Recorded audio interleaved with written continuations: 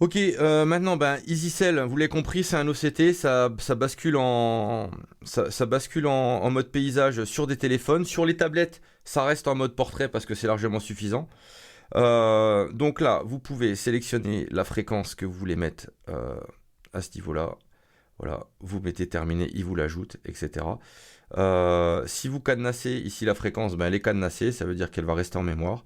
Codis, ici, vous cliquez sur le nœud, vous pouvez changer hein, le nœud et mettre un sous-titre également. Bah, pareil pour toute cette partie-là, un PC machin, vous pouvez modifier le nœud, vous pouvez changer la couleur hein, aussi, bien entendu. Ça vous change la couleur du cadre et du truc. Les secteurs ici, c'est pareil, hein, donc vous mettez, je dis n'importe quoi, ben, on était sur la 602 en montant et en descendant avec ton groupe, ben, t'es sur la, je sais pas, 644 par exemple, tac tac. Voilà. Vous pouvez modifier le secteur et puis dire que bah, là c'est un secteur Alim par le lieutenant Mécouille.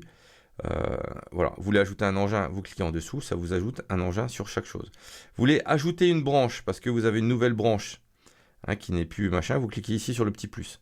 Et là, ça vous ajoute une nouvelle branche ici. Ok. Euh, à côté de la branche schéma réinitialisé, ça vient de tout vous supprimer ce que vous aviez fait. À côté, la petite disquette ici, ça vous enregistre le schéma. Donc à partir que vous avez rentré vos fréquences habituelles de votre SDIS, bah, par exemple vous êtes toujours en 218 ici, là vous savez que c'est toujours votre commandement 270 machin, etc. Vous sauvegardez. Quand vous sortez de l'application, hop, et que vous revenez sur EasyCell, hop, et ben voilà, ça vous recharge le truc. Donc vous pouvez créer les branches que vous voulez, pré-remplir des choses et avoir systématiquement votre OCT de préparé. Et pareil, export PDF, ben voilà, ça vous permet d'exporter l'OCT en PDF.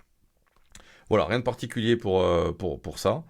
Ensuite, qu'est-ce qu'on a? On a EasyTalk. Bah, je vous l'ai dit, voilà. Hein, c'est vous agitez le nom du canal. C'est pour les mecs qui travaillent en DEG, par exemple. Je vous dis ici, ils travaillent en DEG, mais les mecs, ils connaissent pas leur fréquence.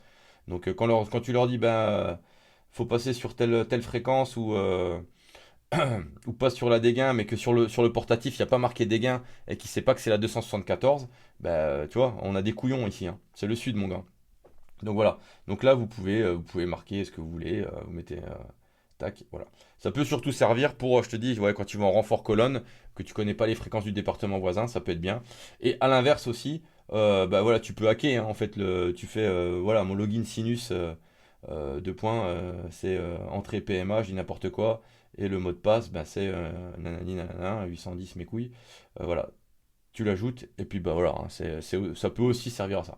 Pareil, hein, je swipe à gauche, je peux remodifier automatiquement, ou alors supprimer le canal avec pareil le tri, la recherche du canal, etc. Voilà pour ça. EasyGraph, c'est quoi? En gros, c'est le premier truc de Citac que j'avais créé au tout début. Donc en gros, ça vous reprend tous les logos avec ce que ça veut dire. Donc voilà, demain t'es au PC, tu sais plus comment action défensive c'est quoi. Bah voilà, tu peux le retrouver là-dessus. Si tu tapes là action, bah, ça va te chercher toutes les icônes où il y a action dedans. Donc rapidement tu peux avoir accès à ça. C'est un pense-bête, hein, ni plus ni moins. La différence c'est que bah, vous pouvez ajouter des images. Donc là, depuis la galerie photo, si besoin, ou alors depuis un répertoire, en fonction où se situe votre image. Voilà. Et bah, vous mettez une description, nanani nana, ajouter, et vous vous retrouvez avec votre image en dessous. Voilà. Et pareil, supprimer, modifier. Voilà. Donc j'ai chargé moi de base déjà des images, mais voilà, vous pouvez les ajouter, vous pouvez les supprimer, vous en faites ce que vous voulez. EasyDraw, bah, c'est la CITAC. Alors oui, non, je vais faire un point complet sur la CITAC. Et EasyRisk, donc ça c'est le carnet d'exposition aux fumées. Donc vous mettez votre nom, prénom, votre matricule, votre date de naissance, vous l'enregistrez. Et ensuite vous ajoutez les expositions. Donc pareil, vous êtes sur intervention, vous le faites directement.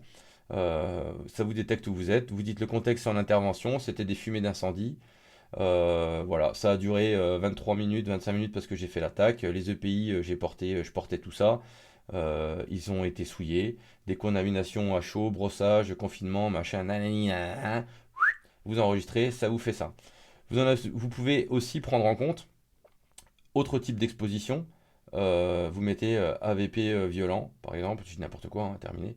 Et ici, j'ai mis une case psychologique parce que événement marquant.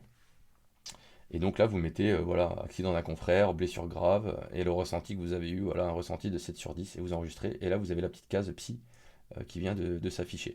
Et ça, pareil, ben voilà, vous voulez l'exporter, vous choisissez tous les critères que vous voulez exporter.